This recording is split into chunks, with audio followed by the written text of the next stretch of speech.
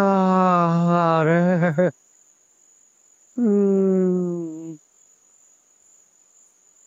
কালো মিষ্টি আসিল 5 কেজি, সাদা মিষ্টি 5 কেজি, মোট 10 কেজি মিষ্টি। আরে যে ফুলাই চাইতে আইছে 10 কেজি মিষ্টির নিচে কেউ আসেই নাই। আরে যে ফুলাই চাইতে আইছে দেখ গুণ 10 কেজি করে মিষ্টি লিয়ে আইছে। প্রথম যে ফুলার আইছিল সেই হলার নাম আছিল চান্দু। আর বাপে কয় চান্দের লাহান দেখতে ফোলা। মা খুশি, বাপে খুশি। আরে আর বাপ কইল মা গো পোলাটা খুব ভালো, রাজি হই যা। আয় রাজি হইলাম না। তারপর আরে চাইতে এলো দুবাই ফেরত এক খোলা, সে হলার নাম সার্জিস, জার্জিস। জার্জিসের লগে এর দাদিও আইছিল। এখন হ্যাঁ তো থায় দুবাই।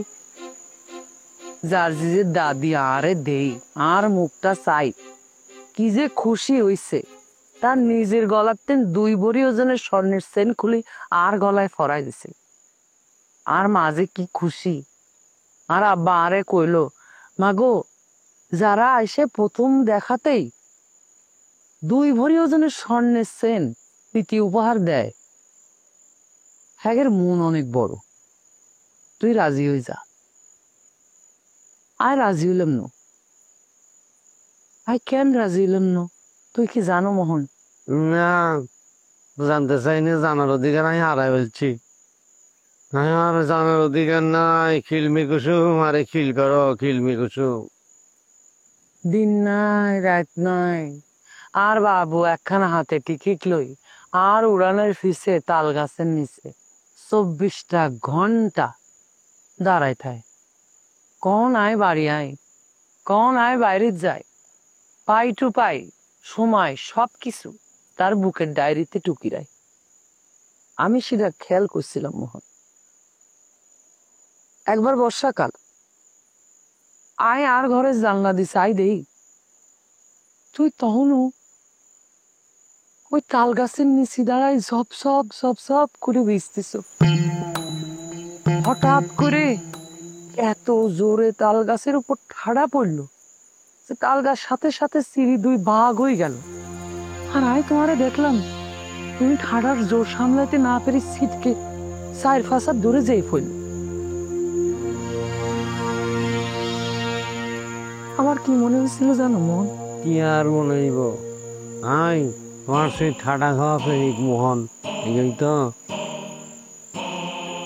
আর মনে হয়েছিল যে মানুষটা আর লাই নতুন জীবন পাইল, আর জীবনের সাথে তার জীবনটা বান্ধিতি। যে মানুষটা আরে এত ভালোবাসে, আর জন্য ঝড় বৃষ্টি রাত দিন এদের কাছে কিচ্ছু না। যে মানুষটা আরে এত ভালোবাসে তার সাথে আর জীবনটারে আমি জড়াই ফেলি। ইয়াল্লাই আব্বা মা দেখ গুণীর মতে আই তোমারে বিয়া করছিল। তুমি তো সেই আগের মোহনার নাই। তোমার মাথায় ঠাটা ফুটছি তো একবার, আর তোমারে বিয়াকরণের পত্তি আর মাথায় প্রতি মাসে প্রতিদিন সারা বছর ধরে ঠাডা ফোর্টি ফোর্টি ফোর্টি ফোর্টি আই পুরি কয়লা হয়ে গেছে। আর জীবন একটা ফোড়া আলু হয়ে গেছে। কি হাসানি, পোড়া আলু হয়ে গেছে। তাই পোড়া আলুটা কি আলু? কি গোল আলু, মিষ্টি আলু নাকি শাক আলু? তুই কি আমার লগে মস্কারি করো মো? না না, মস্কারি করি না। তুই আমার লগে মস্কারি করো? না না, মস্কারি করতেছি না। আমি তোমার সত্যি করে কই, তুমি জানো মনে হয় দোষ আর ন। আমি মনে করে ছোটবেলায় খুব সুন্দর আছিলাম, সুইট বয়। তো আরে ছোটবেলার থেকে জিন, মানে জিন তো না, ছেলেদের তো হরি ধরে, আরে হরি ধরছে। হরি ধরে আর লগে লাভ করতে চাইছে, বুঝছো নি? এরপর থেকে আড়াই দিনে হরিয়ে ধরে সবসময় হরি থাকতো। তো এলে মনে করো যে আমার দাদি আছে না, হাজারা বানু, হেতিরে জিজ্ঞেস করো তুমি, হেতিরে জিজ্ঞেস করলে সকল কিছু শুনতে পারবা, বুঝছো নি? সত্যি না মিথ্যা আমি যা বলতেছি সত্যি বলতেছি। এই হরি এমন পর্যন্ত যায় না। এই যে সবিতার বাড়ি যে আমি চলে গেছি, আমি তো চলে যাইনি, আরে চলাইছি, বুঝছো নি? আমি যে কট খাইছি, আই কট খাই নাই, আরে হরি লুয়ে গেছে। এই সবিতার রূপ ধারণ করছে, এই হরি আরে লুয়ে গেছে। আমি কিচ্ছুই জানি না কি হয়েছে না হয়েছে, বিশ্বাস করো। সকল কিছু হরি করতেছে। আর চরিত্রপুরের মতো পবিত্র আমি কিচ্ছু করি না, আমি কিছু জানি না কি হয়। আমার সাইডে দেয় হরি, আর সুখের সংসারে আগুন লাগাচ্ছা শালির বেটি। তাই নাকি মোহন? হ্যাঁ, তাইলে তো তোমার ওই হাজেরা দাদির লগে কতক্ষণ লাগে?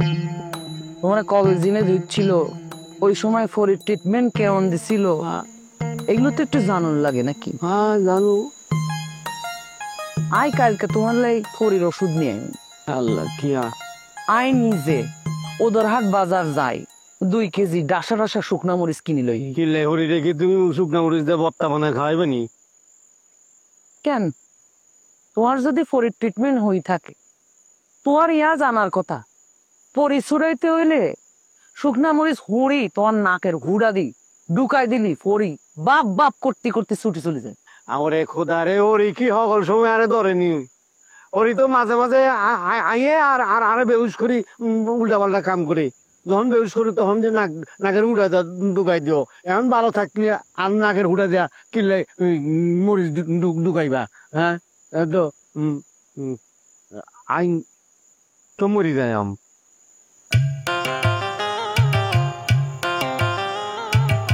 পিরান্দ